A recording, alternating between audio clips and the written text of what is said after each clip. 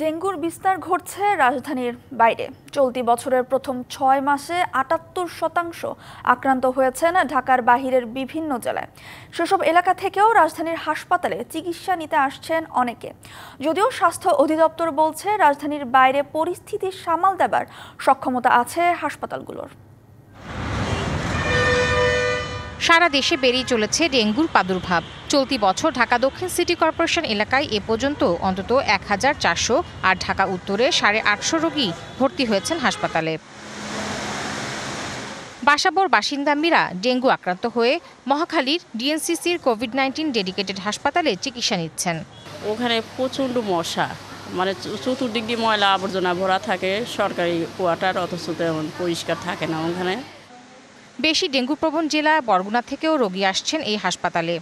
ডেঙ্গুর পরিমাণটা এত বেশি, যার কারণে জায়গার সংকট। আমাদের সদর হসপিটালে জায়গা দিতেই হিমশিম খাচ্ছে ডাক্তাররা।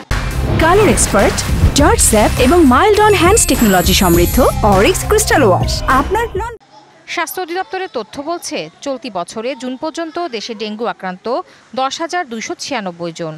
এর মধ্যে ৭৮%ই ঢাকার বাইরের। বরিশাল ও চট্টগ্রাম বিভাগে রোগীর সংখ্যা বেশি।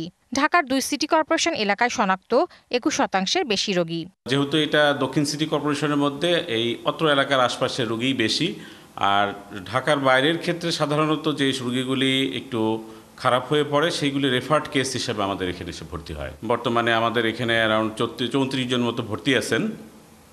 বেশিরভাগ পেশেন্টেরই মেইনলি কিছু ডেঙ্গু হেমোরেজিক ফিভার আছেন, আর বেশ কিছু আছেন ডেঙ্গু শক সিন্ড্রোমের। স্বাস্থ্য অধিদপ্তর বলছে রাজধানীর বাইরে ডেঙ্গু ছড়ালেও বেশি সংখ্যক রোগী সামাল দেওয়ার সক্ষমতা আছে হাসপাতালগুলোর। রোগীদেরকে বলা হচ্ছে যে আপনারা দ্রুত গতিতে হাসপাতালে চিকিৎসক শরণাপন্ন হন। যে মৃত্যুগুলো হচ্ছে এগুলো just due to late arrival. চিটাগাঙে আমরা মোটামুটি ডেঙ্গু বেশি হলেও চিটাগাঙে আমাদের সক্ষমতা আছে চিকিৎসা করার, কিন্তু উদ্দেশ্য হচ্ছে বলবো সবাইকে যে ডেঙ্গুর প্রাদুর্ভাব কমাতে হবে। ডেঙ্গু প্রতিরোধে একটি কারিগরি কমিটি গঠন করেছে স্বাস্থ্য অধিদপ্তর। Tahsina Jesy, DBC news, Dhaka.